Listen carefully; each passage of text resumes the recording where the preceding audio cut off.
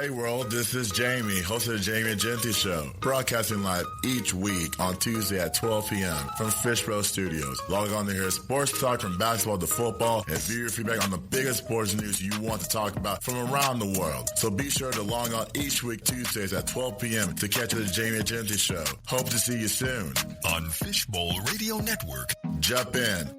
Welcome to the Beyond the Game podcast on Fishbowl Radio. My name is Jamie. It's Tuesday, April the 22nd, 2025.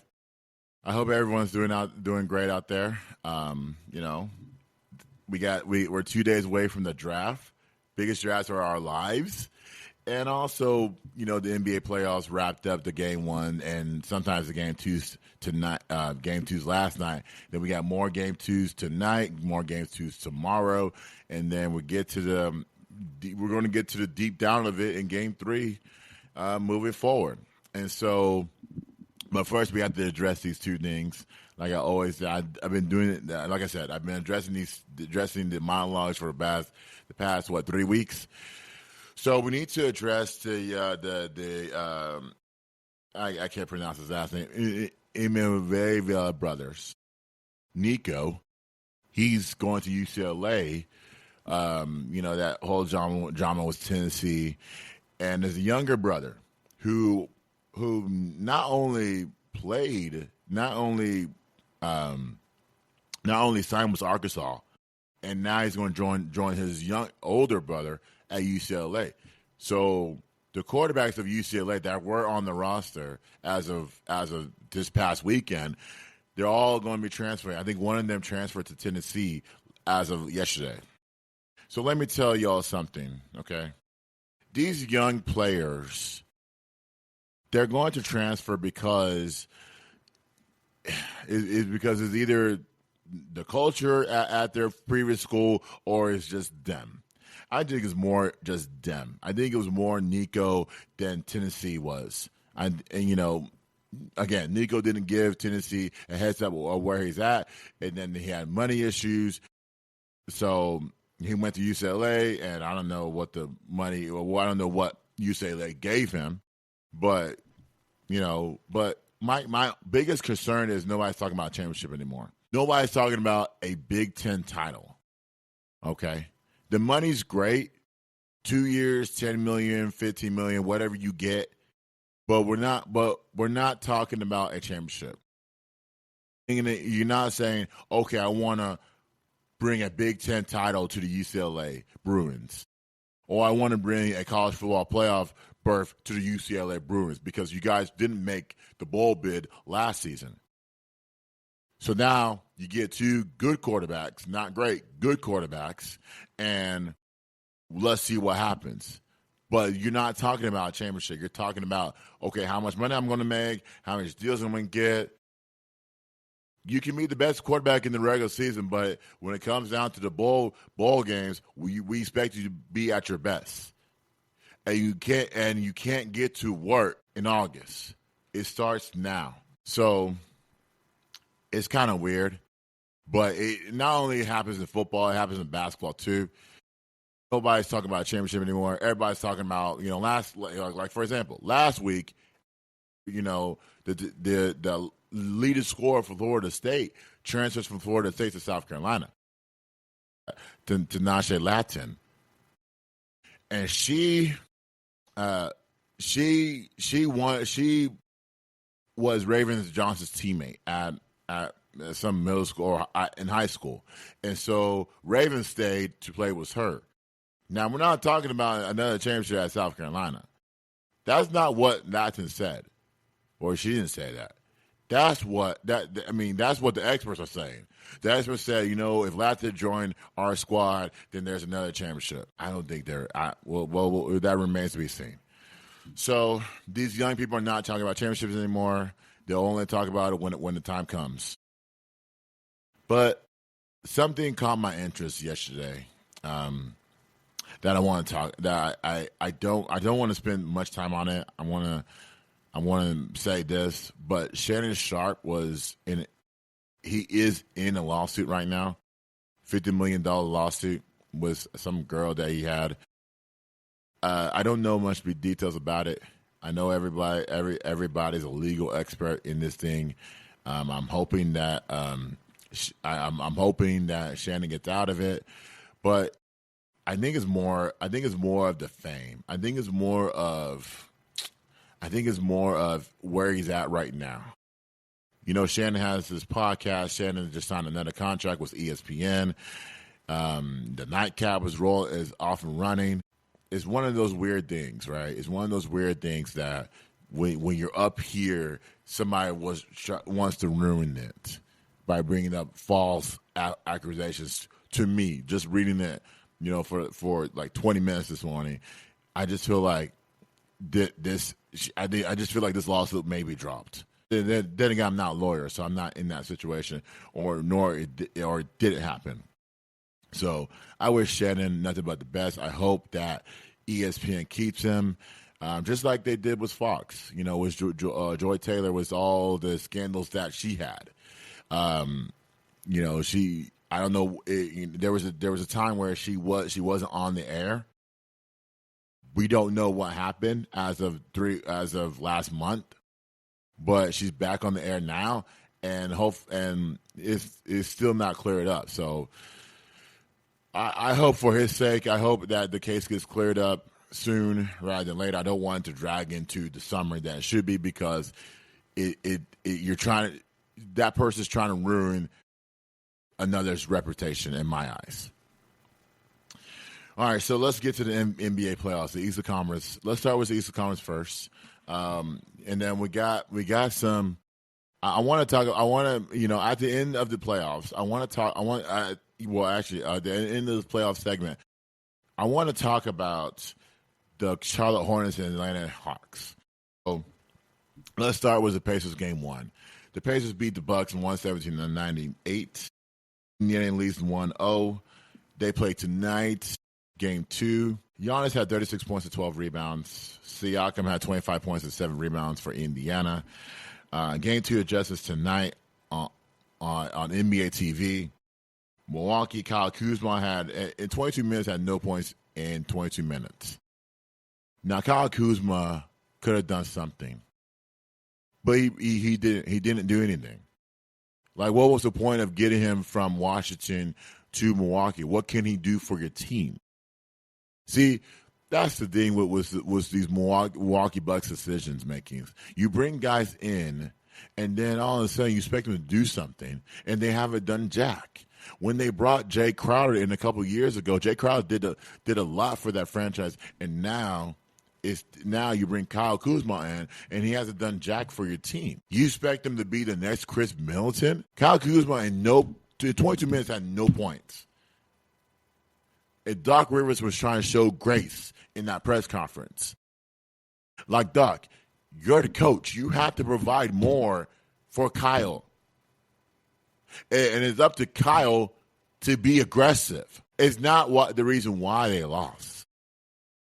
There's other issues with the Milwaukee Bucks that Indiana exploited on Saturday afternoon. You got to pound the paint. I'm tired of seeing Brook Lopez out there. Brook Lopez used to be a low post player, and he's mixing it up now. He spent more time on the outside right now than more in the inside. If you spend more time on the inside, Indiana Pacers don't have a chance. And then you got to have some steady point guard play. We don't even know who the point guard is. It could be Gary Trent Jr. or it could be a variety of guys. There's no Dame. So Dame is questionable for this game. I wouldn't rush him back, though. I wouldn't. I mean, it'll be tough for me to see him play game tonight because of what's happened to him.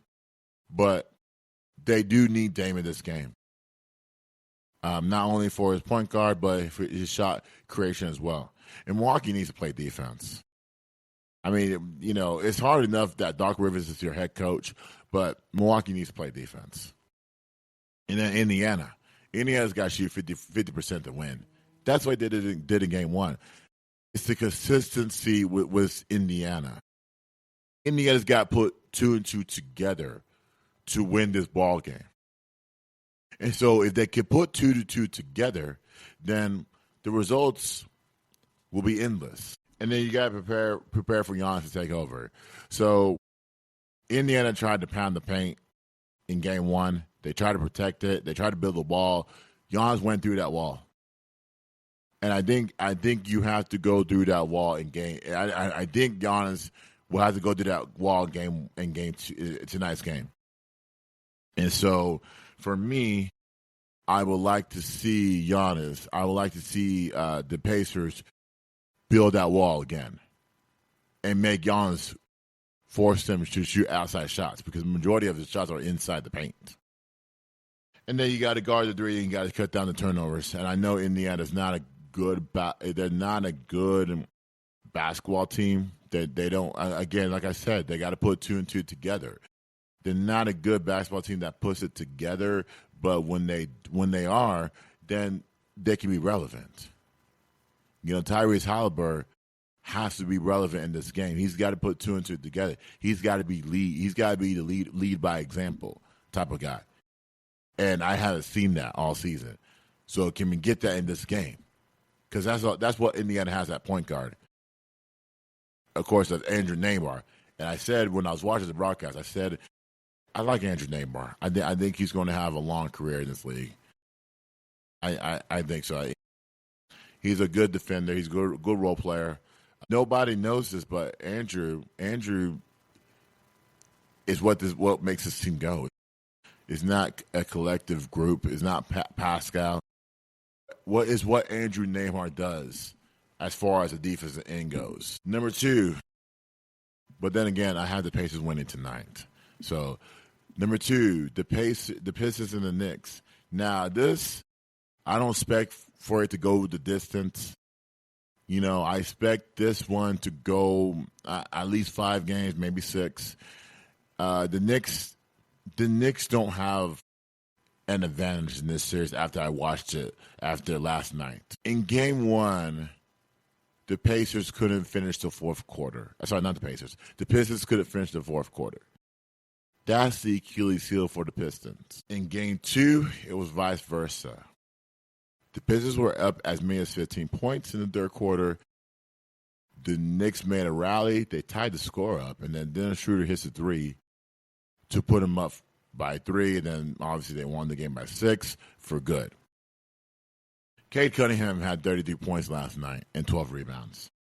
We're not giving him enough credit. We're not giving him anything at all. Detroit is here because of Cade. Detroit is here because of what Paul Reed did defensively last night, offensively as well.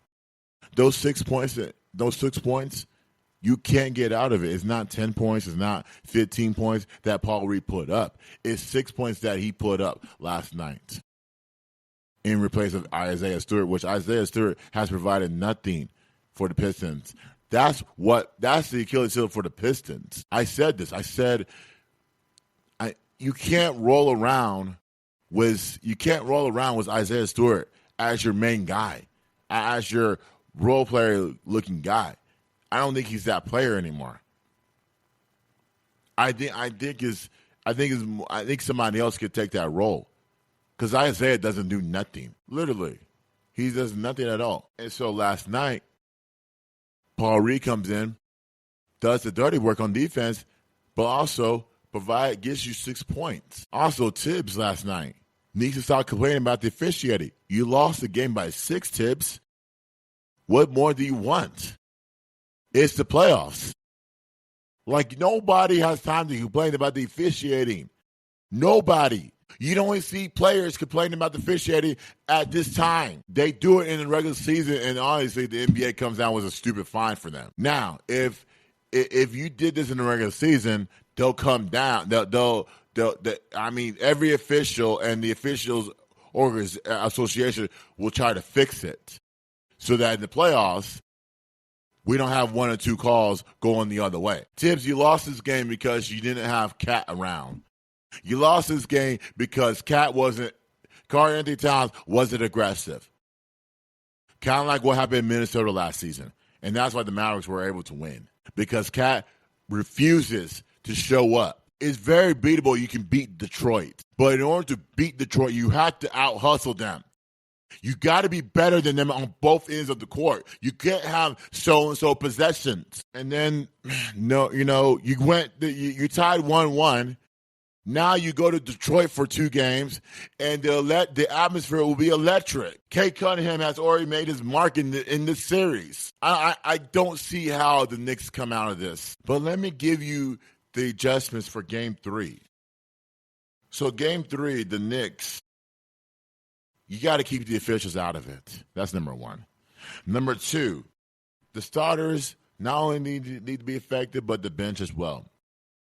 I know Tibbs does not want to use the bench. He out uses the starters, but the bench has to come through so that the starters get more rest because the days and thank God you have 2 days to get off your feet, rest a little bit, watch some film, adjust some things.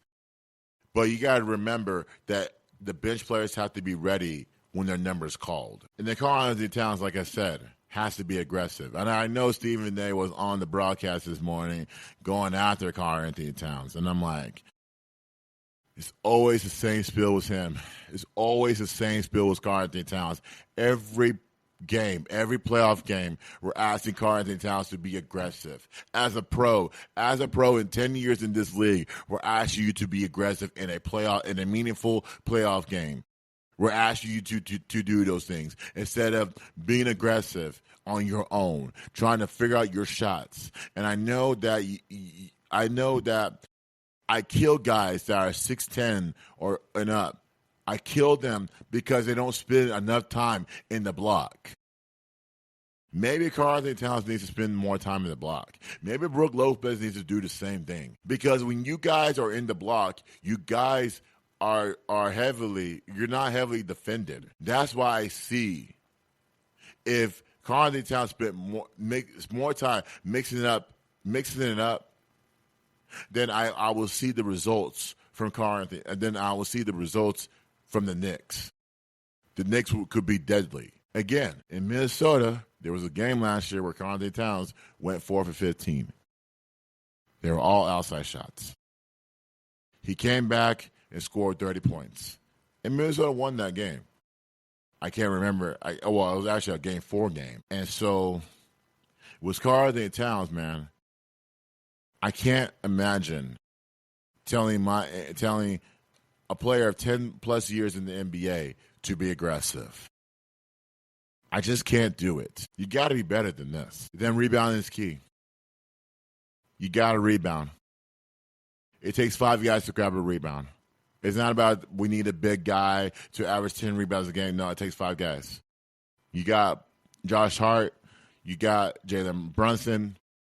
You got Karl-Anthony Towns. You got Mitchell Robinson. You got OG Anunoby, who had a good game 1. You got 5 guys who can grab rebounds. 5 tough guys that can grab rebounds. And then number 5, you got to throw the kitchen sink on Cade Cunningham. I don't think Cade Cunningham can go one-on-one. I don't think Cade Cunningham can be guarded one-on-one with OG. I think you got to throw different matchups against him. You got to throw OG. You got to throw Josh Hart. You got to throw those type of players against him to make sure that he's heavily guarded. You talk about getting Cade Cunningham free throws. Maybe you don't give him. Maybe you don't make him comfortable at where he's at. That's why he went 33 points last night, because you made him comfortable. So Tibbs, you got today and tomorrow to figure this out, and part of Thursday to figure this out, along with your staff and along with the players, because this series is in Detroit's favor. And I didn't choose Detroit to win this series. I thought the Knicks will handle business. I didn't expect a sweep. Expected the Knicks. I expected the series to go 6 games with the Knicks winning this way. But if you're telling me if Detroit gets 2 in Detroit, this series is over. This series is over. And I don't want to tell y'all what's going to come up next. If the Knicks were to lose this series, we're going to start having questions about Tom Thibodeau. We're going to start having questions about Karl Anthony Towns as well. Detroit. You got to Paul Reed needs to play more. What he provided last night was huge. Both ends of the court. People don't know this. They don't know how huge a player is. 6 points, but they don't look at the other stuff, what Paul Reed did. Paul Reed took the pick and roll away. Paul Reed made the New York Knicks big men work. But then again, they spent their time on the outside, so it doesn't really matter. And then you keep the Knicks out of the paint. Jalen Brunson loves to go to the paint and create shots in the paint. That's why he's one of the best field goal percentage players in the league. So, in this case, he loves to get his shots in the paint. So you got to keep them out in the paint. And then you need more from Tobias Harris. Tobias Harris had 25 points in Game 1. He had 15 points in Game 2 and 13 rebounds. Now, this is the Tobias Harris of the L.A. Clippers, not the Philadelphia 76ers. This is the Tobias Harris that we need to see more of. If Tobias Harris can provide this numbers, then Detroit, this series is over. Tim Hardaway Jr. had no points in Game 2 last night, but I think Detroit's okay with that. Tim Hardaway Jr. needs to be aggressive. He's another weapon that Detroit has. If Tim Hardaway Jr. can give you 3 to 5 3-point makes on the opposite side of Malik Beasley, then again, Detroit's deadly. Detroit can score more points than the 2008 Pistons. But then again, basketball was built different back then. And so now you have guys that can spread the floor. Malik Beasley, Tim Hardaway Jr., Asir Thompson. Asir Thompson is just versatile. Guard every position, can play every position on the court. That's what makes him elite. That's what makes the Pistons elite. If you take Malik Beasley away, Tim Hardaway Jr. can step up. And then my last point, you got to keep the physicality up. Detroit was physical in Game 2.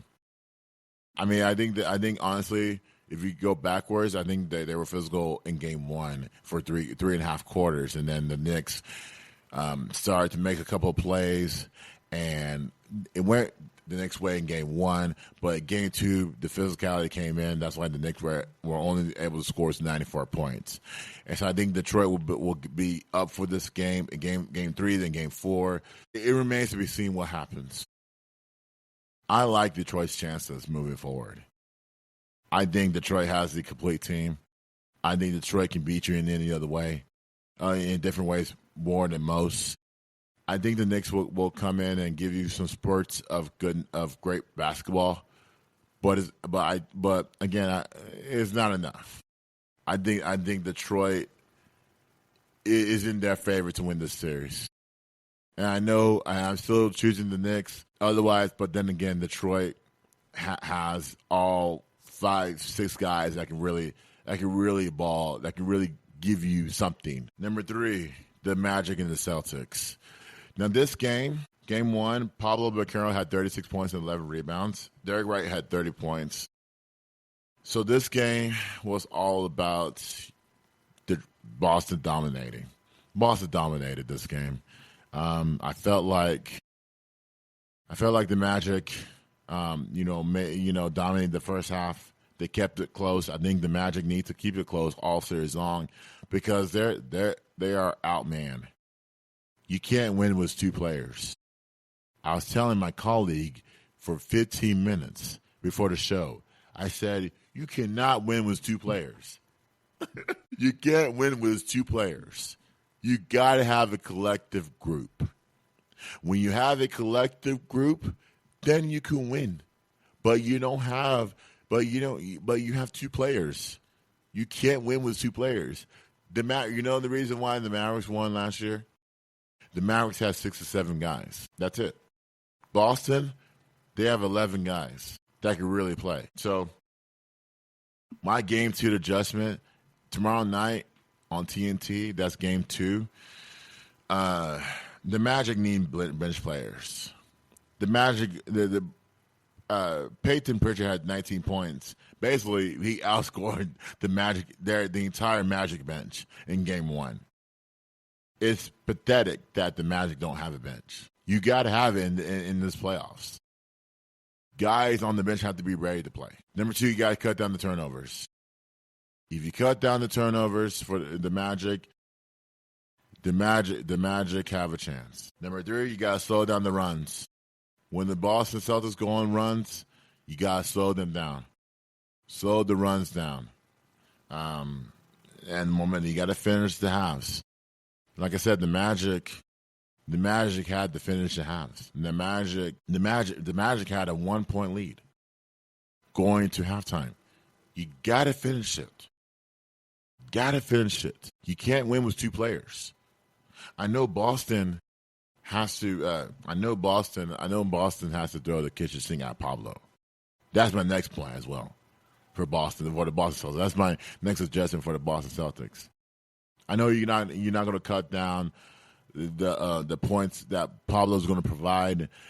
I think you allow those points and shut everybody else down. Because, again, the Magic only have 2 players that can really play on their team. You got to keep the Magic shooting jump shots. The Magic, they don't do well shooting jump shots. Again, they don't do well. Outside of Franz and Pablo, who else is going to beat you? It's just too much. You got to give Brown and Tatum hard. You got to give them some. You got to make sure to fill their worth. You got to make them. You got to guard them 1-on-1. I'm sorry, if Magic fans, you got to guard Jason Tatum and Pablo. I'm sorry, not Jason Tatum. Jason Tatum and what's his name, and Jaylen Brown 1-on-1. You're not going to be able to throw a zone because Boston has 3-point shooters for days. Derek White, Drew Holiday, Jason Tatum, Jaylen Brown, Kristaps Porzingis, Al Horford. Who else am I missing? Peyton Pritchard. They just have that depth, man. It's tough to beat. We already know this because if you know basketball, you already know that Boston has a complete team. And then you got to bring the heat to Pablo. Like I said, you got to throw the whole kitchen sink at Pablo. You got to make him feel uncomfortable. If Pablo can be defended in a box of 1, he doesn't get 30 shots off. Well, actually, he will. But he doesn't get 36 points. I think he gets less than that. And so, for me, I like to see the Boston Celtics throw the kitchen sink at Pablo. And I like to see the Magic finish the halves, play 2 halves. And I like to see the bench players come through.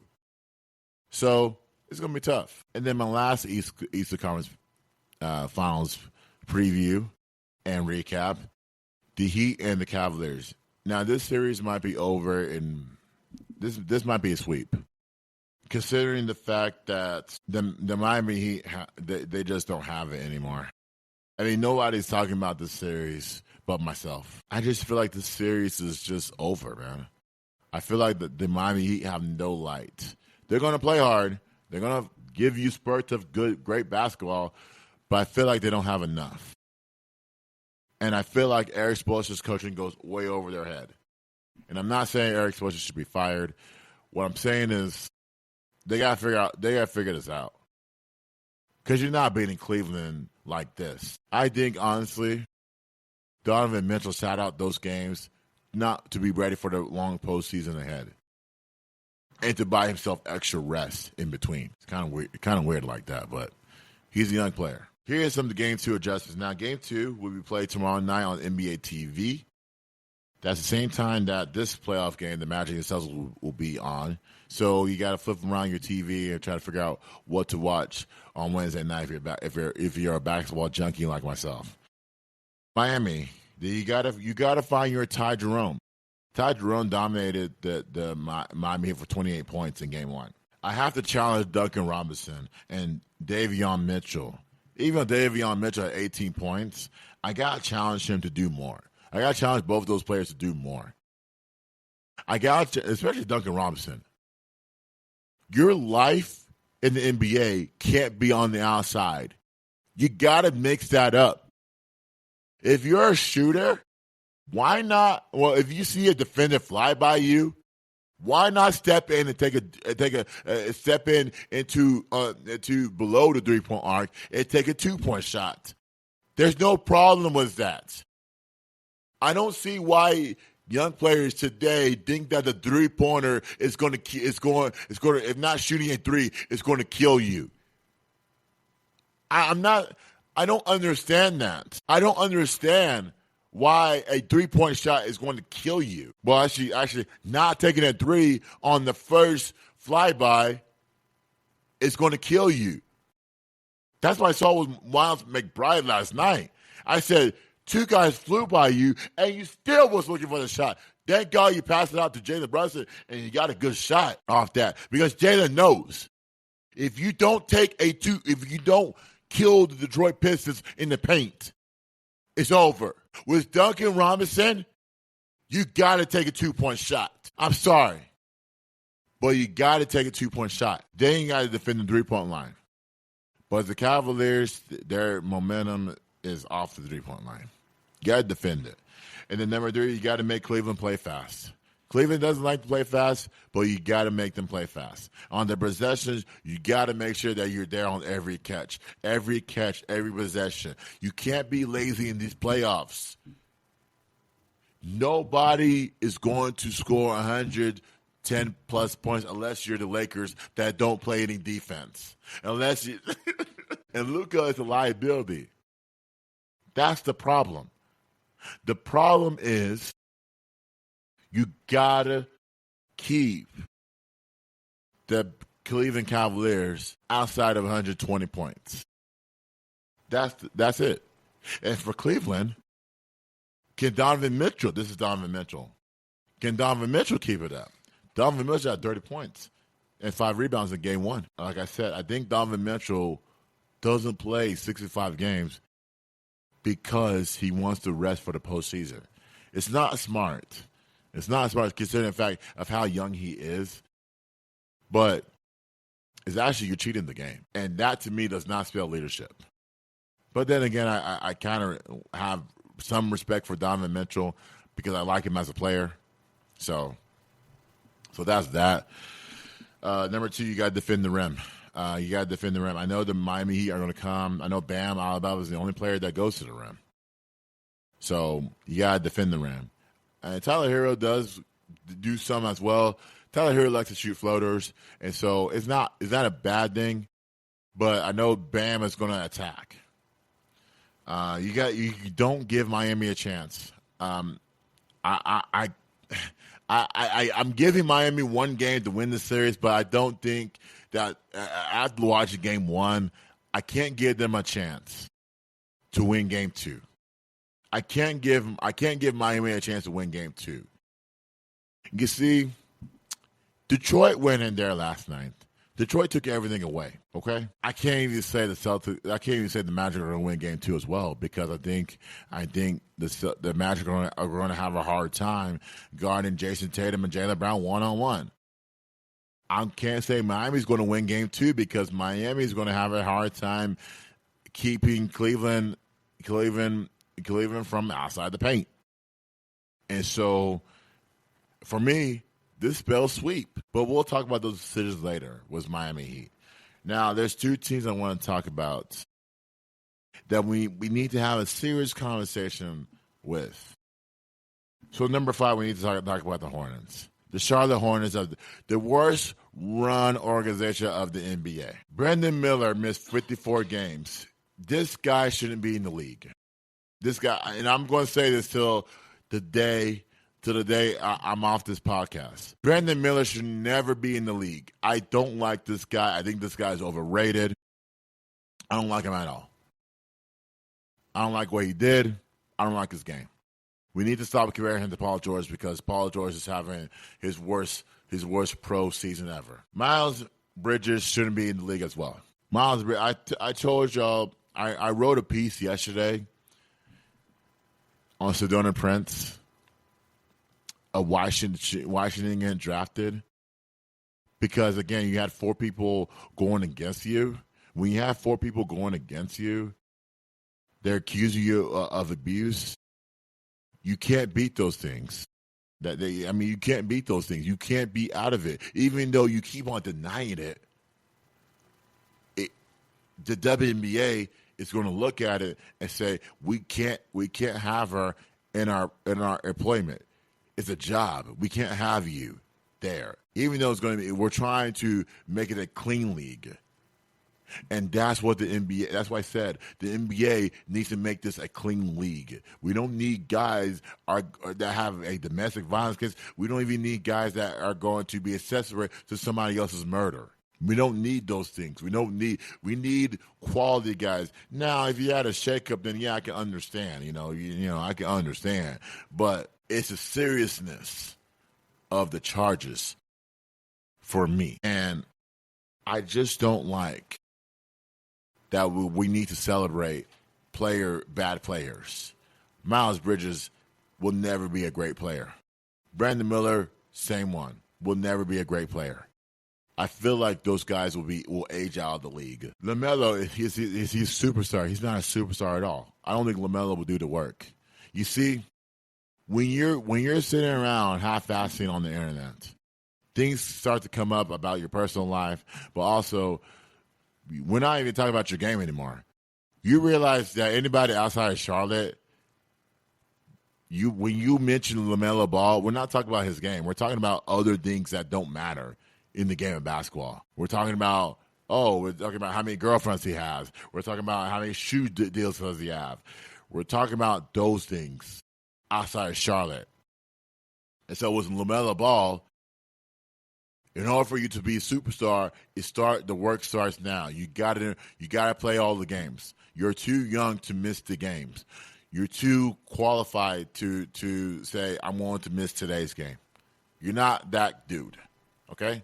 You're not that dude. And I don't think he's a superstar as well. I don't think he is. I would never say he is. Well, he's not. He's not a superstar. He's overrated. This is why people outside Charlotte does not talk about LaMelo Ball. Because I don't think he is.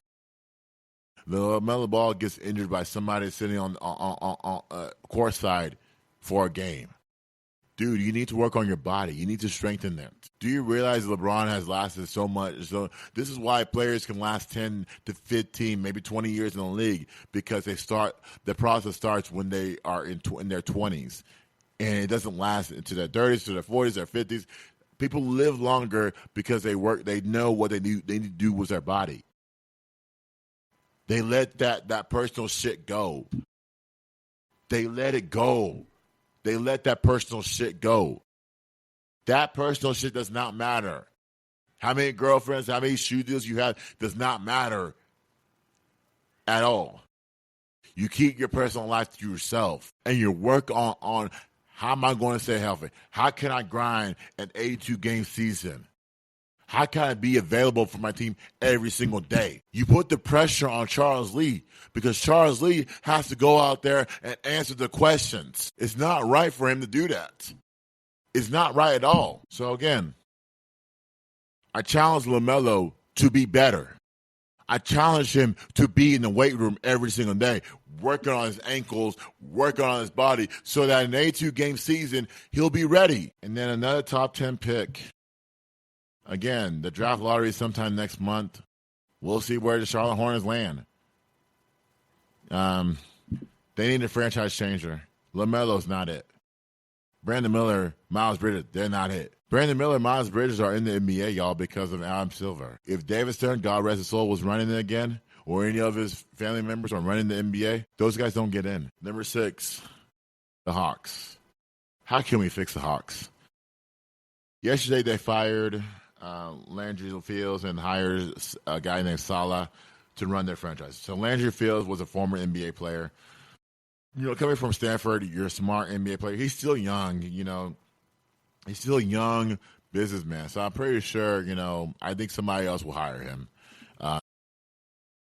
It's not his fault. It's not his fault that Quinn Snyder takes a job in Atlanta. It's actually not his fault that Atlanta's struggling. If you really want to clean house, you get rid of the coach. You keep the players. You keep Trae Young, but you get rid of the coach. Quinn Snyder, the coaching has been over his head. I think Quinn Snyder is not. He's not. His great coaches were in Utah, but it's not. But again, he's not the best coach ever. So if we're talking about the Denver Nuggets, we're talking about the Sacramento Kings and the Memphis Grizzlies needing jobs. We need to. Taylor Jenkins will be great for that Atlanta Hawks job. Like seriously, he'll be fabulous for that. Michael Malone, a champion, will be great for that job. Adrian Griffin will be great for that Atlanta Hawks job. So if we're trying to clean house, why not get rid of Quinn Snyder? Why not? Keep Trae Young happy. Keep the Atlanta Hawks from being in the play-in every single year. You know, this is going to be. I think honestly, if you don't get rid of Quinn Snyder, I think the Atlanta Hawks will be bad. I think they'll be really bad. Bad as the Brooklyn Nets. Bad. That's how bad they'll be. So we'll see. Those are the two teams I want to talk about. As far as them making headlines right now. But really, honestly, I really wanted to recap the playoff games because there's going to be more between now and next week that we're going to talk about. Because I'm pretty sure that Pistons and Knicks series, I'm pretty sure that game will go to Game 6. I think that Bucks Pacers, I think that will go 5 games at best. I'm still choosing. I think I chose the Bucks to win that series. But if they go down 0-2, it's over. And then the Magic Celtics, I got the Celtics in 5 games. And then I got the Cleveland Cavaliers a clean sweep. So we'll see if a team makes adjustments. Hopefully, again, I listen. I don't have to be right when these playoffs get around. I don't have to be.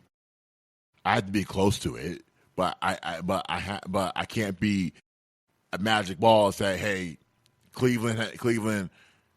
You said Cleveland's going to sweep the Miami Heat. I'm not a magic ball. No, I just speak my opinions on these things. I saw what I saw in the games. And so when I saw in the games is what I'm reporting on. So that's what the problem I have with these reporters. We can't pick it. If we choose a series, we got to stick with it. You never know if the Bucks can come back. We never know if the Knicks, for some god reason, can win in Detroit. Because I don't think they're winning in Detroit. If we're looking at what happened last night, I don't think the Knicks can win 2 games in Detroit. So we'll see what happens in the next 6 days. Now the draft. The draft is occurring in in 2 days. So now we got the top linebackers for the Cowboys. The Cowboys really need a linebacker. We can go as early back as a Sean Lee. You remember Sean Lee? You remember Leighton Van Der Esch? You remember Michael Parsons, who came in as a linebacker and now he's playing the edge? You saw Marquise Bell play a hybrid linebacker last year. I don't think I think the strength of their defense, in Mark Ivifu's defense, is the linebacker core. I think with the Bears, I think the Bears had great linebacker play. And so for me, the Cowboys need a linebacker. They need a solid linebacker so that Michael Parsons can play on the edge more. So here's some linebackers that I pulled up in the draft that were ranked from the second round to the last round of the draft. So number 1, Carson Schwarzenegger, the linebacker from UCLA. 6'3", 242, 40-inch vertical. He's a walk-on. 90 tackles, was a total of 136. So he got 9 tackles on his own. He can tackle the ball. 4 sacks, 2 interceptions. This is according to NFL.com. His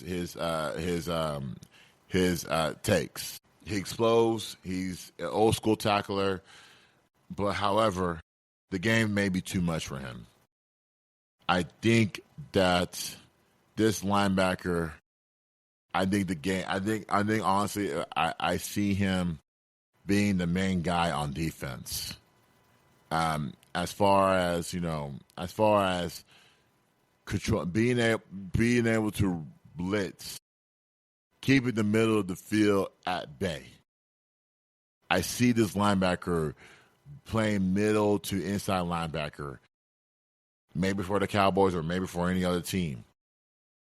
But I do think that the Cowboys don't need to go with a hybrid linebacker look. You need a solid linebacker. Danny Strutman, number 2, is my other one. He's a linebacker from OU, 6'3", 233. That 40-yard dash that he ran in the combine, 4.52. 110 tackles. He's got an athletic family. His sister plays softball at Florida State. Again, maneuvers box. He attacks the A-gaps. He struggles with his own coverage. His worst contact a little different. I have him going in the 4th to 7th round. That's my prediction. When I watched this linebacker yesterday, I said that he's got to adjust his zone coverage. I think every team in the NBA in the NFL is going to try to play zone coverage. Man-to-man coverage is great. I think he guard. I think if you put him on the slot right receiver, I think he could defend them. He could defend slot right receivers. I like his movement down the field. I don't want to have him creep up at the line of scrimmage if I'm the Cowboys. But that's an adjustment that he has to make because again, he absorbs contact a little differently. But his body can change. He can add 10 to 20 more pounds. And then, he could be the solidified linebacker of old. Number 3, Fidel Diggs, the edge runner from Syracuse. We don't need an edge runner, but if you have, we lost to Marcus Lawrence. So if you had 2 edge runners in Micah Parsons and Fidel Diggs, who are you stopping? 6'4", 257. That's basketball stats. 4.5 on the 40-yard dash. 45 tackles, 7.5 sacks. He did not. The concern is he did not play in the Holiday Bowl. That's always my concern. I don't like when these players don't play in the postseason. He has a long stride, shows a lot of athleticism. However, he doesn't like to go against bigger offensive linemen. So anybody over 6'5", 300 pounds, he can't go through them. Late 4th to late 6th round pick for me. Colts, Jaguars, the Commanders. That's where my pick is right now. If I were the Commanders, Joe West, your defensive coordinator, I will say was Fidel Diggs. You put him in the hybrid role as a linebacker. Bobby Wagner controls that middle, and then you have Fidel coming off the edges. That's what Washington struggled last year. Washington did not have anybody off the edges coming off. And so you had it's true. It's true. You had majority of your cornerback safeties coming off those edges. You got to have guys coming off those edges. And so if I'm the Commanders, I need a guy like that. I need a guy like a Fidel Diggs that can not only he's got to be able to adjust his game to go over those offensive linemen. He hated when I said that. Number 4, Cody Simon, the linebacker from Ohio State. 6'2", 229. His stats don't impress me. He had 112 tackles, 7 sacks. Could he prove the Dallas wrong? He wasn't impressive, but could he prove me wrong? Could he prove the other people wrong? He covers the field well. I didn't have him as a top 5 linebacker core because I feel like he wasn't great. He can't chase the perimeter. That's the problem. The round 6, he's right in the middle of the pack. This could be a commercial break draft pick. It won't be shown on TV, but this could be like a commercial draft pick for me. It's kind of disrespectful, but it is what it is. Number 5, my last linebacker core. At Kaiser, the linebacker from Notre Dame. 6'2", 231. Not enough stats on him. He has 9 tackles, 2 sacks.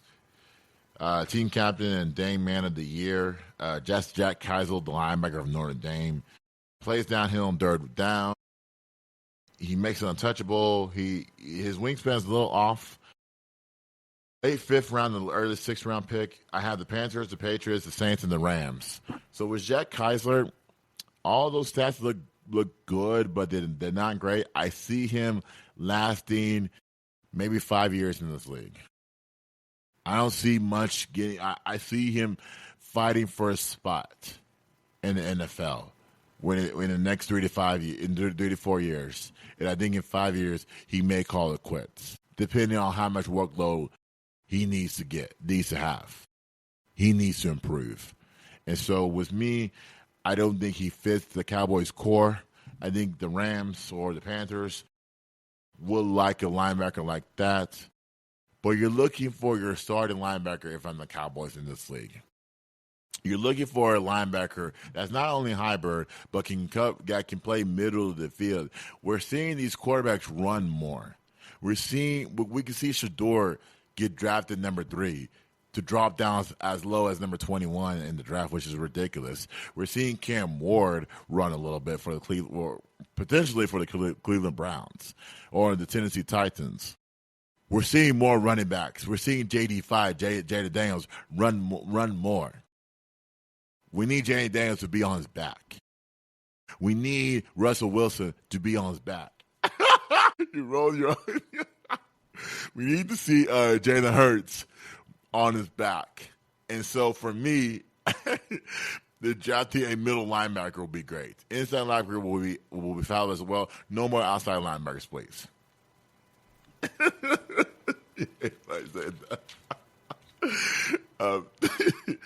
Let's get to my cornerbacks before we jump off. So number 1, Jardale Brown, the first cornerback, 5'11", 194 pounds, 4.3 on the 4.4 on the 40-yard dash, 46 tackles, 5 interceptions. He knows the receiver routes, so basically he can run with wide receiver. Takes good angles and physical. He needs to get off the block. That's my take. That's what I've seen in film. In film, he has good film, but he needs to get off the block more. There's many times that I saw him the running backs on the other team run at him to get an extra edge. You have to get off the block more. I can't stress that enough being a cornerback. I don't care if you're 200 pounds or 220. You got to get off the block. I want to see my cornerbacks get at least 5 tackles a game. That's it.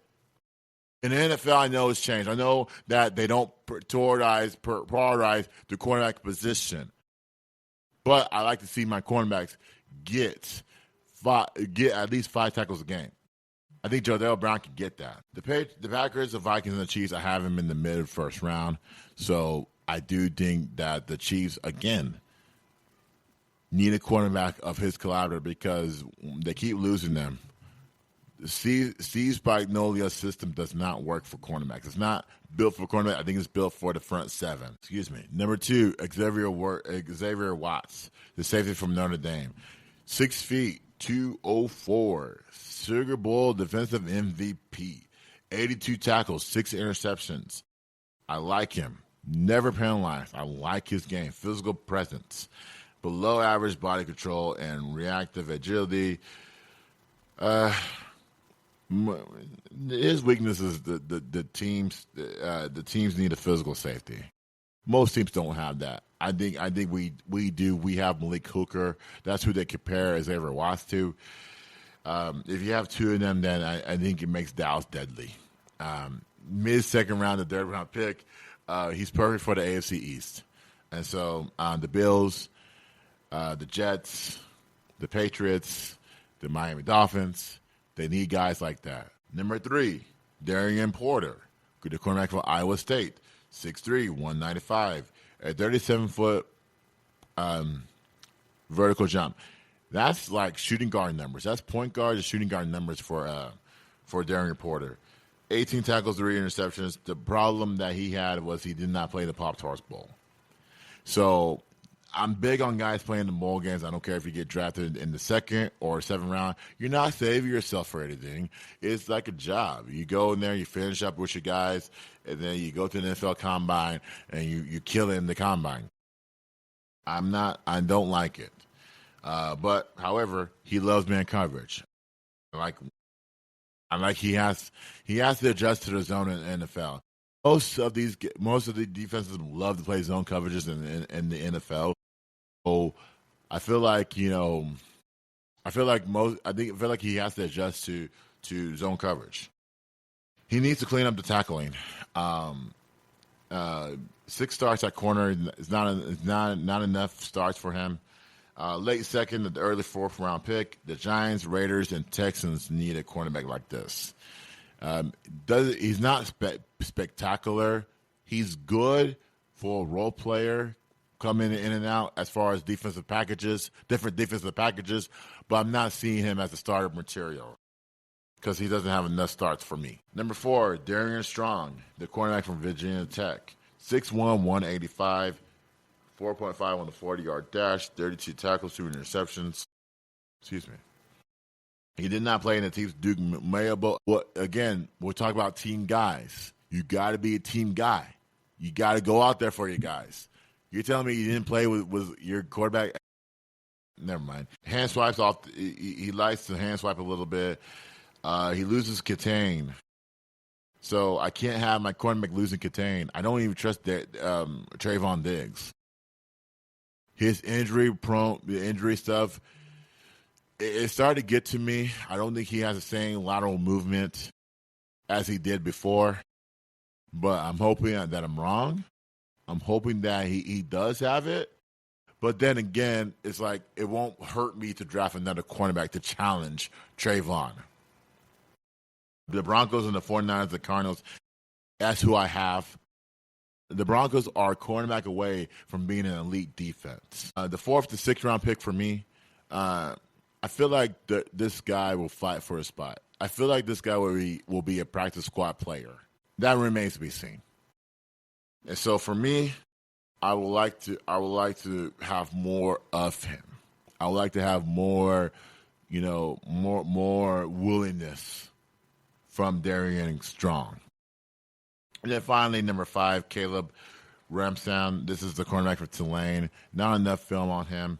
5'11", almost 200 pounds, 40 vertical inch jump. So again, point guard status in basketball.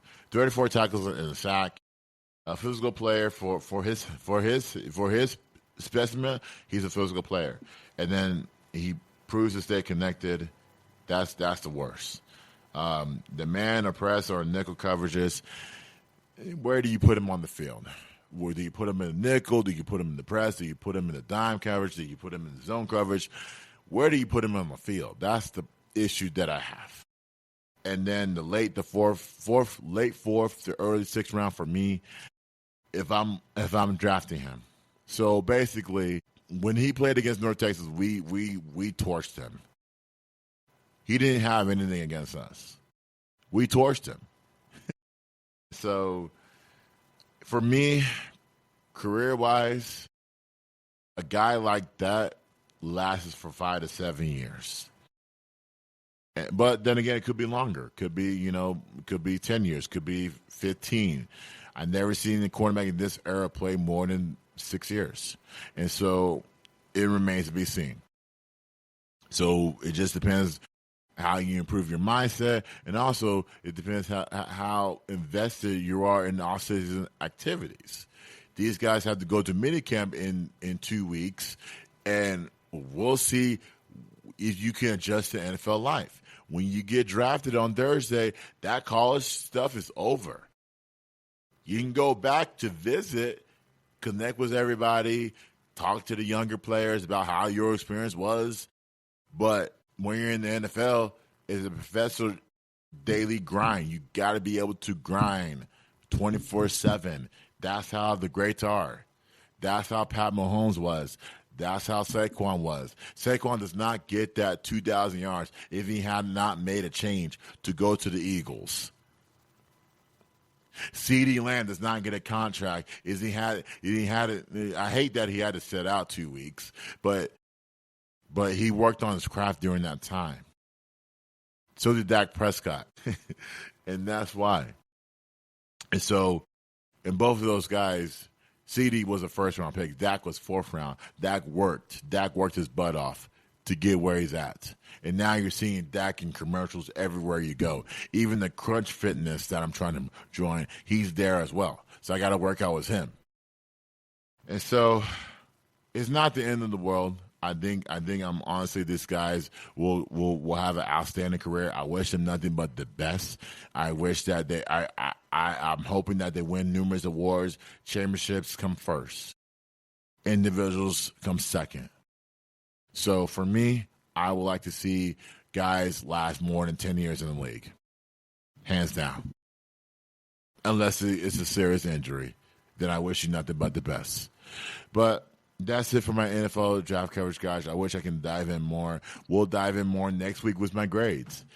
But at the end of the show today, I will reveal 4 potential draft picks that the Cowboys can go after. And I'm going to reveal my pick as far as the Cowboys goes as pick number 12. So that's it for the NFL draft coverage. Now coming up next, let's talk about the west side of the playoffs. Let's talk about how Luka can improve tonight and the Lakers can improve tonight. And also, is the series over? Is the series over for the Memphis Grizzlies? And let's take a deep dive into Dallas Mavericks. Is Nico a clown?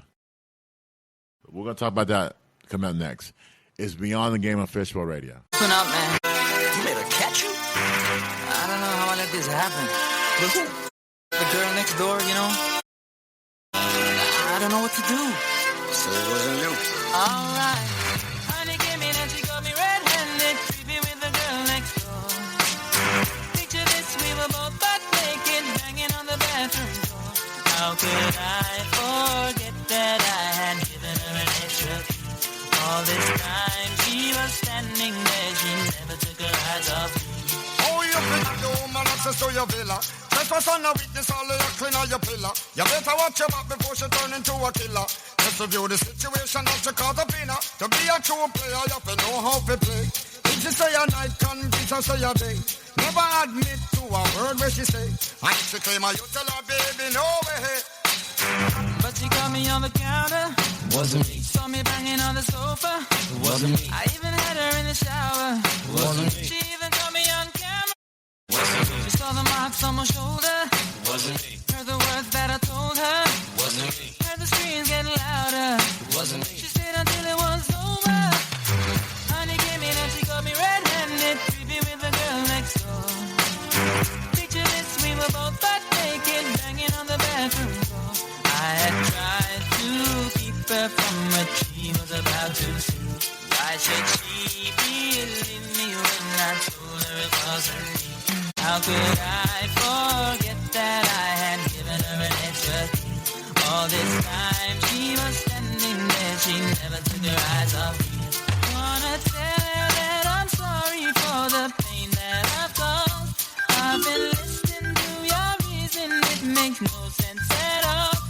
Need to tell her that I'm sorry for the pain that I've caused. You may think that you're a player, but you're completely lost. That's why I say, honey came in and she got me red-handed, creepy with the girl next door. Picture this, we were both butt naked, banging on the bathroom floor. How could I forget that I had given her an extra key? All this time she was standing there, she never took her eyes off me.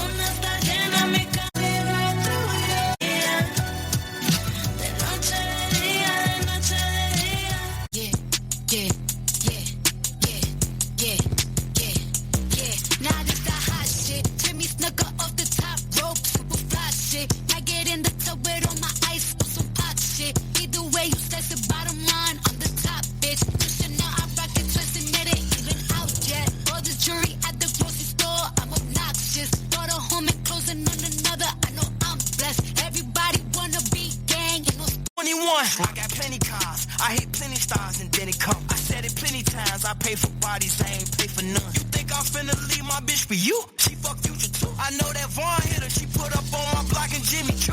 Schmirk. Catch him body number 2. Piggy swear you ain't scared when you heard yeah appear. I'ma hop about the bushes, me and Pusha kill your man. I'm just saying now I start to get used to the pain. Till one day I said, fuck it, brought my masseuse on the plane. Why you playing? Reaching the game, lose a hand. Where you stand? Where was Jay at? Where was them at? Where you done that? Where you live at? Another headline, where you had at? Nigga, go home, where your kids at? They be on my nerve, they be on my nerve. When we lost Verge, I was on the verge. I just hit the Louis store, had to splurge. We just made a silent movie with no words. Guess who topping now? God got me now. Guess who at Balenciaga? Guess who shopping now? They can stop me now. I've been popping now. Cardi, where your sister at? I need Henny now. I flew in and out, 150,000. Welcome back to the Beyond the Game podcast. So we're back. Let's talk about the West Side, please. So the West Side, let's do number one. Number one will be the Clippers and the Nuggets as of last night. Now this series will go 7 games. The adjustments will be flying left and right, and the storylines. Kawhi Leonard playing well last night. James Harden playing well in game 1. Jokic playing well in game 1. Michael Porter Jr. needs to be aggressive. All the storylines will go through. Now, that's where we start. Last night, Kawhi Leonard had 39 points and 5 assists. He looks great. Kawhi looks fabulous. We're getting back to the Kawhi Leonard of the San Antonio Spurs. He looks fabulous. The way he was able to create the shots and maneuver, be able to get inside and be able to, mix it up a little bit. He has the most consistent game on that court. And that's why the Nuggets couldn't stop him.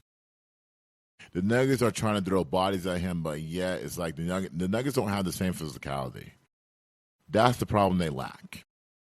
The Nuggets lack physicality. When you don't get anything out of Jamal Murray, it's tough. Jokic can only do what Jokic can do. 26 points, 12 rebounds, and 10 assists. Jokic has done enough for this team that he needs help. Michael Porter Jr. did not help that. Jamal Murray has not done that. Aaron Gordon, where he's at, where has he been? The tough guy in the world. And then Russell Westbrook has done everything off the bench. Christian Brown is not there yet. Christian Brown, again, remember, still a young player. So Christian Brown is still going to be. It still has to be effective. And now, the thing about it is, you kept the Nuggets out of the paint last night. Number one. Number two, the Clippers made more hustle plays, and then number three, like I said, it was Russ. Russ had 14 points in 23 minutes. Russ is giving you a game more than ever before. 3 3-pointers last night. Are you kidding me? The Clippers are going to force him to take those shots. That's okay. Russ can make them. I encourage Russ to take more threes. As much as I hate his game, I encourage Russ to take more threes. And I think this series will be the best series of all time. And I think this series will be a rivalry. The Nuggets and Clippers are all defensive-minded. The Nuggets play a soft defense. It's not bad. It's not all the way bad. It's just their defensive core. The Clippers play all-out defense, all-out hustle defense. Even James Harden's getting there on defensively. Norman Powell, Ethan Zubac, Chris Dunn, out of nowhere, giving you hustle plays through in and through out. The Clippers have 12 players that can play a legitimate defense. It's just hard to get rid of that core. Jeff Van Gundy and Ty Lue have done a fabulous job instructing a defensive-minded game plan on how to keep the Nuggets at bay. Jamal Murray's not getting the shots selections that he's getting in previous seasons.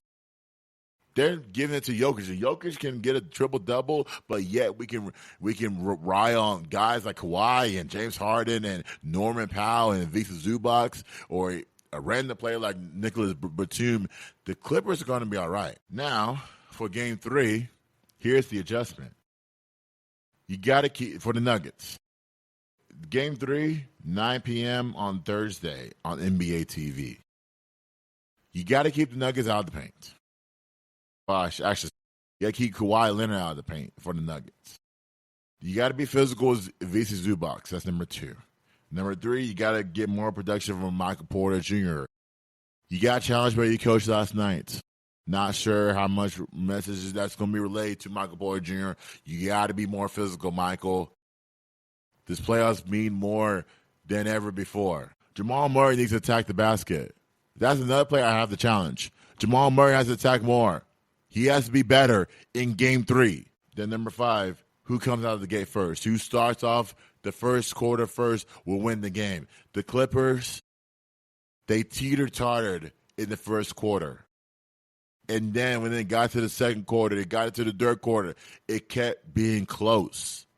And then the fourth quarter, they finished it off. Guys like Kawhi, guys like Norman Powell, James Harden, Chris Dunn, Ziggy Zubac, they did the job. The Clippers, again, have 12 legitimate, good defensive players. Only 5 of them are really scoring guys. But that's how the Clippers are built. Speaking of the Clippers, you got to be physical as Jokic. I know you're not going to take anything away from him, but you got to be physical as him.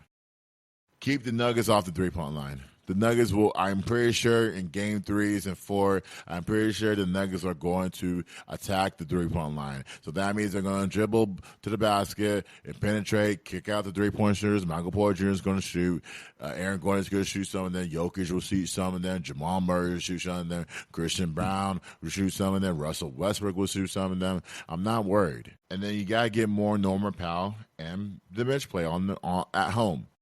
So the bench play needs to play better at home. And then ball movement. You got to move the ball left and right. Push left and right. Number 5, you keep the Nuggets under 100 points. Last night, the Nuggets scored 102. Game 1, they scored 112, was an overtime win. So I think Jeff Van Gundy will be happy with those numbers. I think he'll be happy with 100, 102, 112 points. That's what, an average of, 222 points scored, or 224 points scored. So I think Jeff Van Gundy would be happy with that. And Ty Lue would be happy with that defense. And so this will go with the distance. I think this will go to Game 7, which will be in Denver in the future. So that's my Game 3 matchup. I think this series is going to be great. I think, again, we can't go off and predict the winner for this. We just don't know. I think both teams have similarities, but it just depends on execution. Who executes better? That's my thing. Number 2, the Timberwolves and the Lakers. Everybody's favorite matchup. Everybody says we want to talk about the Lakers. We want to talk about how we want to talk less about the Timberwolves. Listen, the Timberwolves won Game 1. They won Game 1 by 22 points. What makes you think the Lakers are going to win this series? What makes you think Luka and LeBron and the Lakers are going to win? You better hope tonight Doncic has a 40-point triple-double, because that's what they need tonight. You're not beating the Timberwolves with 2 players. I'm sorry. I've been saying this, Angelo, for a long time. You're not beating the Timberwolves with only 2 players. Now, if Dorian Finney-Smith and other guys come through, then yes. But again, LeBron, we're not asking LeBron to score 40 points. We're asking Luka to score 40 points. So, Game 2 tonight at 9 p.m. on TNT. This will go for 25+ tonight. That was, that legitimate core tonight. Timberwolves, their mindset has to be, you got to push the metal. You can't play to the Lakers' speed tonight. Number 2, you got to keep Doncic at bay. Doncic loves to mix up his game. He loves to attack the basket. Jaden McDaniels, not only he will score, but Jaden McDaniels has done a great job keeping Luka at bay.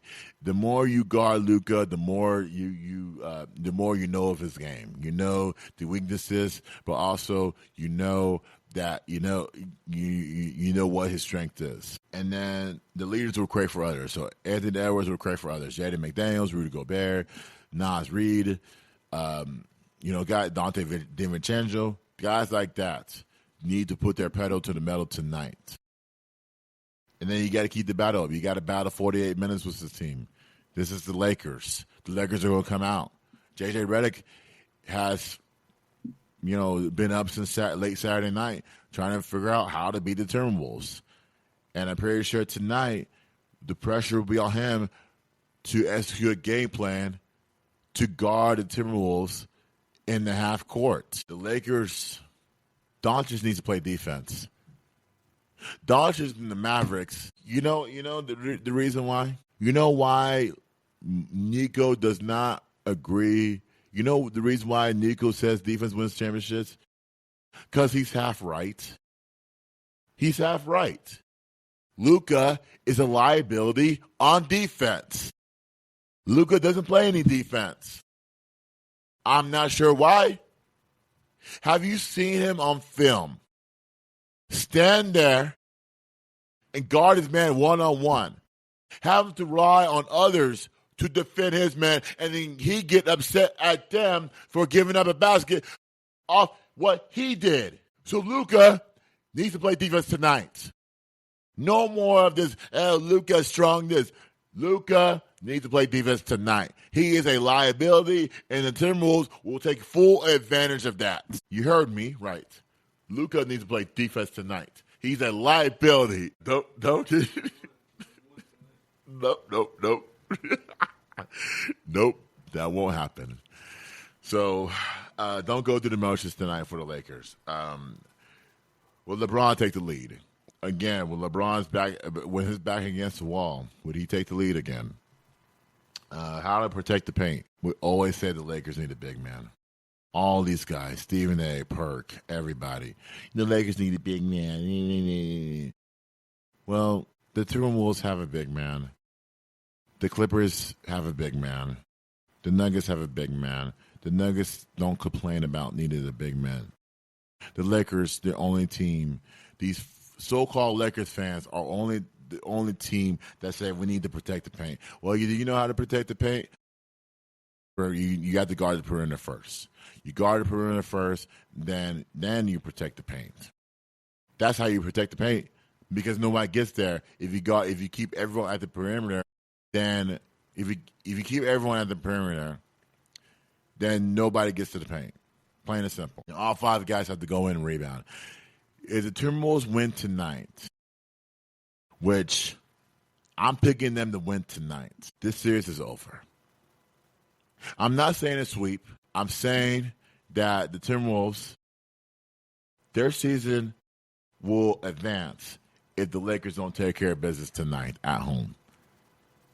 And again, Doncic is a liability. I'm not saying trade him away, but you gotta make sure Doncic plays defense. That's why Doncic is last in all of the NBA in defensive efficiency as an individual player. So most teams can take advantage of his poor defense. But then again, you have fans like this guy say, Lakers strong, this guy. No. Doncic needs to play defense tonight to give the Lakers a chance. And I'm right. Thank you. Number 3, the Grizzlies and Timberwolves. You saw the Avalanche. 51-point loss to the Grizzlies. To the Thunder. John Morant needs to grow up. This series is over. Just like I told y'all was the Miami-Cleveland series, this series is over. My Game 2 preview, it starts tonight on TNT. I'm not blaming the NBA for scheduling that game at 12 o'clock. But then again, also, I think you got to show a little grace of moving that game to at least 6 o'clock so that players get some rest a little bit. I don't think they're tired, but again, that's a flight. I mean, you got to fly. You got to go from Memphis to OKC. It's different. And so Memphis is adjusted tonight as where Jaren Jackson Jr.? Where is Desmond Bain? Where is those guys? Number 2, you got to be ready to play. Time change for Sunday was unfortunate, but you got to adjust.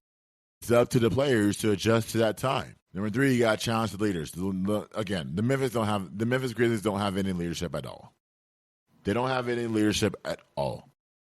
John Morant laughing on the bench with a 51-point game and other guys as well. That shows you the immaturity of what John Morant is. You're laughing because you lost by 51 points. You're laughing because of this and that. You're laughing because of what? This team whooped your ass by 51 points in a playoff game. And all the other playoff games outside the Lakers were pretty close. This is the playoffs. You can't at least be respectable by getting beat by 10 to 20 points. That's respectable enough. But by 51, it makes you look bad. And everybody in the NBA circle will turn against you, Ja. You're laughing in the 51-point game. It's not hate. It's called accountability. We're not hating towards you at all. We don't like you. I can't say that. I'm sorry. I can't say that. We just don't like your immaturity. You need to mature. Okay? You're not a leader. I don't know why people think you're a leader. I don't think you're a leader at all. I think you're a follower. There's no leadership in Memphis. And if there's no leaders in Memphis, this series is over. OKC. What adjustment do they need? The only thing they need adjustments is play 48 minutes and have Shai Gilgeous-Alexander have the best game ever. And possibly they don't even need that. Shai can go for 17, 19 points tonight, and the Thunder will still win this game by 20-plus points. Maybe even 30 tonight, because I think it's going to be that bad. But it might be a little closer tonight, because the Thunder will win. And I do view this game as a sweep. So the Thunder will sweep this series. It won't even be close. But again, John has to grow up. It's not hate. It's just maturity.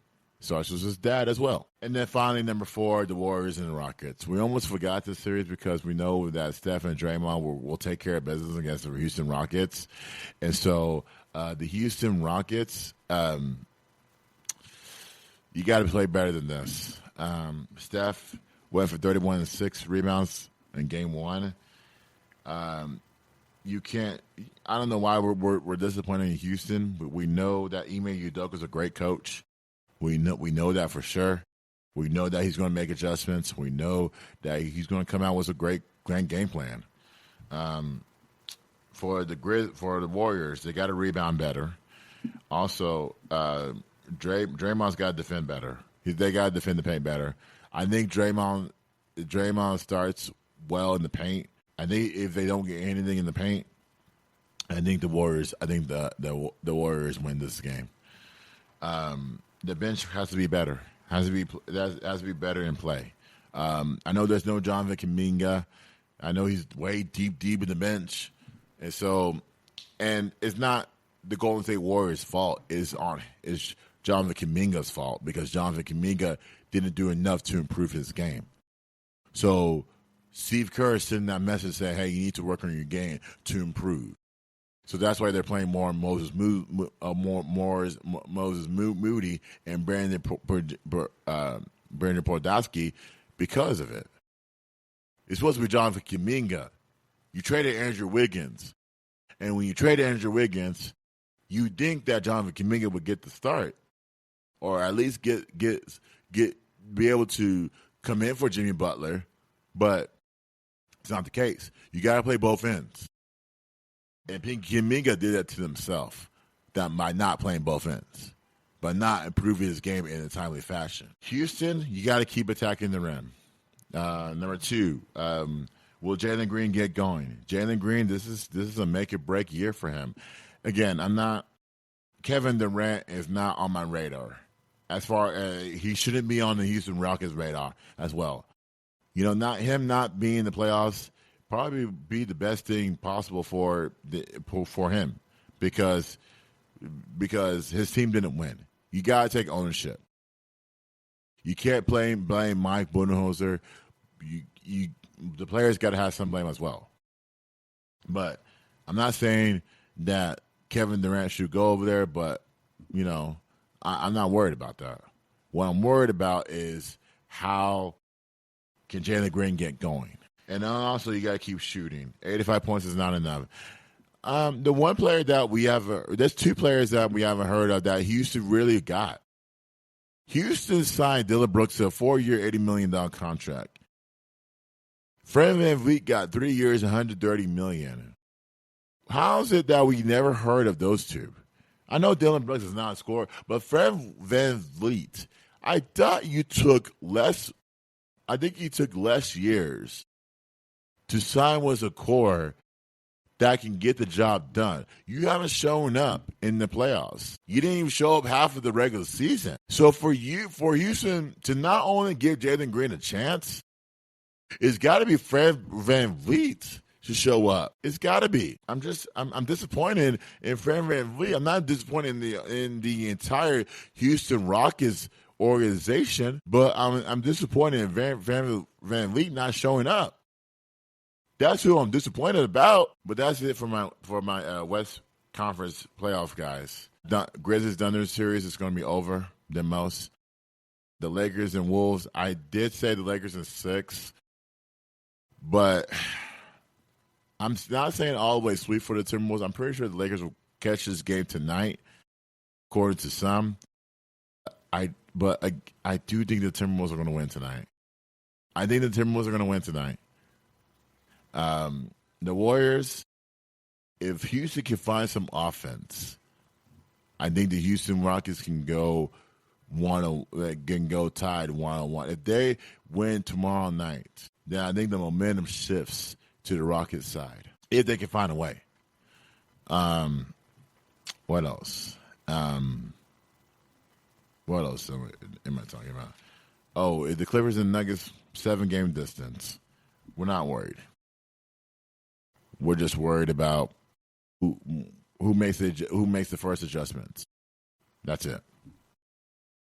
Now, my last and final thing on the West side, number 5, the Mavericks season in a nutshell.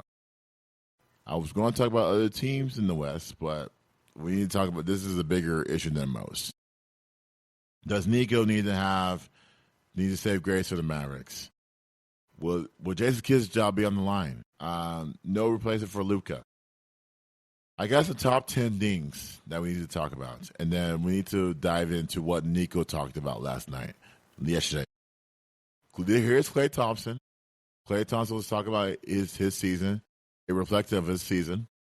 Let's play Klay Thompson, please. Do that to me. Don't do that. That's kind of a ridiculous question because, I don't own a time machine and I don't believe in looking back. If I did that my whole career, I would not be where I'm at, and I wouldn't have been able to persevere through 2 really hard injuries. So I'm here in Dallas, and I enjoyed my time, and I'm looking forward to the future. So, wow. That's tough. Let's hear from Nico, please. Nico was talking about how much of an impact Luka is on the franchise. I did know that Luka was important to the fan base. I didn't quite know it to what level, but really the way we looked at it is, if you're putting a team on the floor that's Kyrie, Klay, PJ, Anthony Davis, and Lively, we feel that's a championship caliber team, and we would have been winning at a high level, and that would have quieted some of the outrage. So unfortunately, we weren't able to do that, so it just continued to, go on and on. Okay, but let's hear another Nico quote, please. It's ridiculous. True or not? No, I worked at Nike for 20 years, and there's superstars. They have teams around them, and you have to cater to them, and that's part of the job, and they've earned it. So I don't worry about getting along with people. I can work with anybody. And the other observation is not necessarily that you made a big trade, but what you got in return. What did you feel like prevented you maybe that's the wrong word, from getting more in return when we've seen other NBA trades. The one that seems to mind is Rudy Gobert. What Minnesota gave up to acquire him, that you couldn't necessarily get more from Los Angeles than three assets. Yeah, I think the biggest thing is, and I said this last week, if you don't value AD as an all NBA player and an all defensive player, then you're not going to like the trade. We targeted AD, but if you don't like him, then there's nothing else we get that's going to make you excited about the trade, and we value him. Disappointed I'm not even a Mavericks fan. I'm disappointed in what y'all have to endure. This is total crap. This is flat crap. Nico saying crap to this franchise. This is why people don't respect you, Nico. You didn't realize how impact Luka was. You didn't realize that last year when y'all were in the championship game, the NBA Finals. You didn't realize that? Were you too stupid enough to not know, to not care? Luka is loyal to the franchise. Like Dirk. You're making Dirk walk away from the franchise. Dirk is iconic. Dirk has a statue outside of AAC. And he says, I want no part of this franchise. How dumb do you have to be? How can you, if I'm the Mavericks organization, how can I work with this guy? This guy has to make decisions left and right. I mean, you talk about Matt Ishbal being the worst owner in sports. What about the worst GM in sports and Nico Harrison? We never seen this. That is total bullcrap. And now, if you put the presentation on the screen, please, while I'm talking, let's talk about this Mavericks stuff.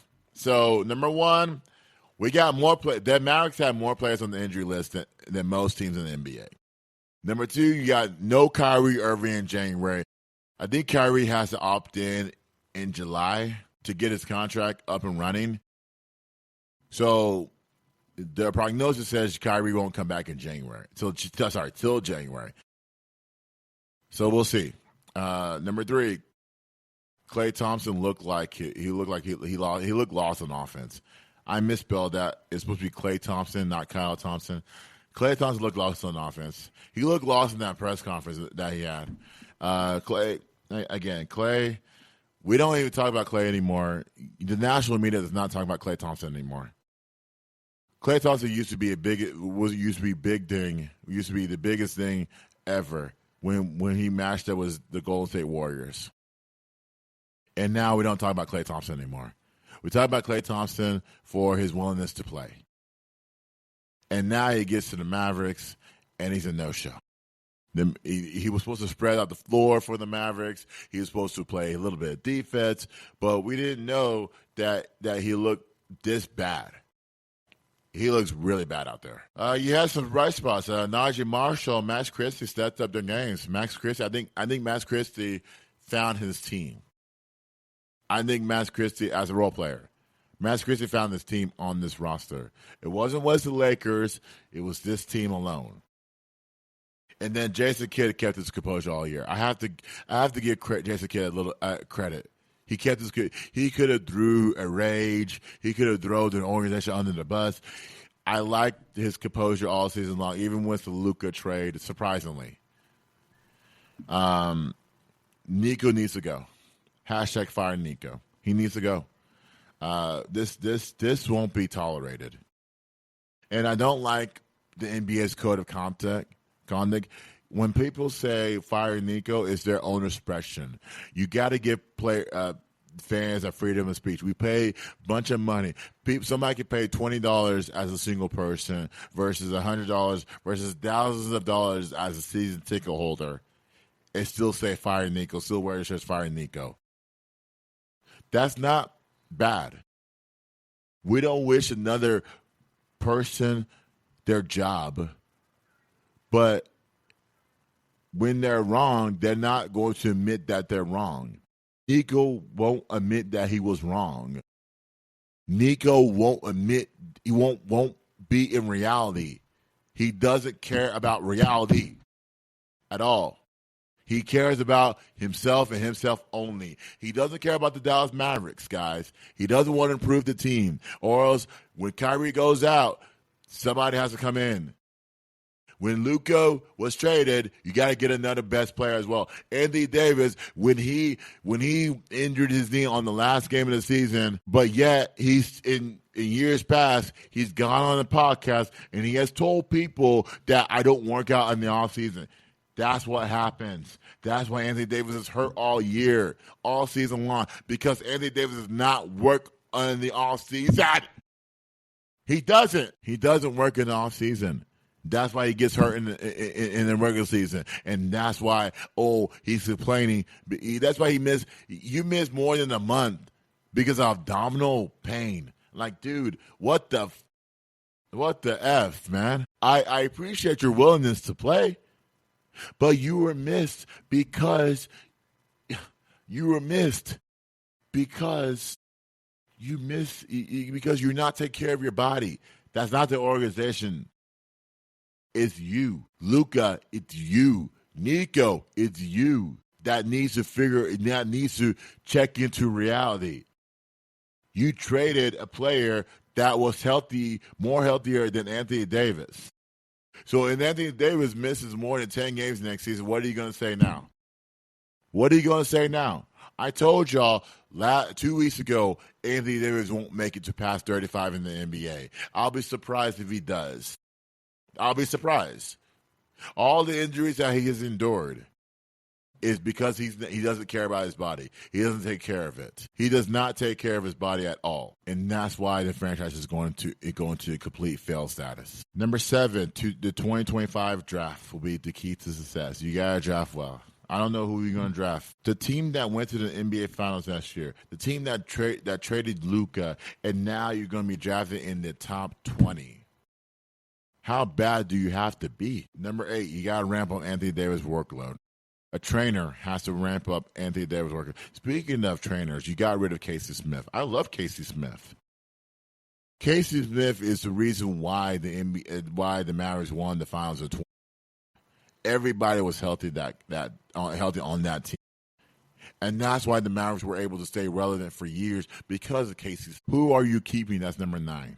P.J. Washington, Najee Marshall, Spencer Dinwiddie. Remember, you traded Quentin Grimes. Quentin Grimes was starting to ramp up his game. Quentin Grimes is now up here in Philly versus down here in Dallas. Caleb Martin was hurt.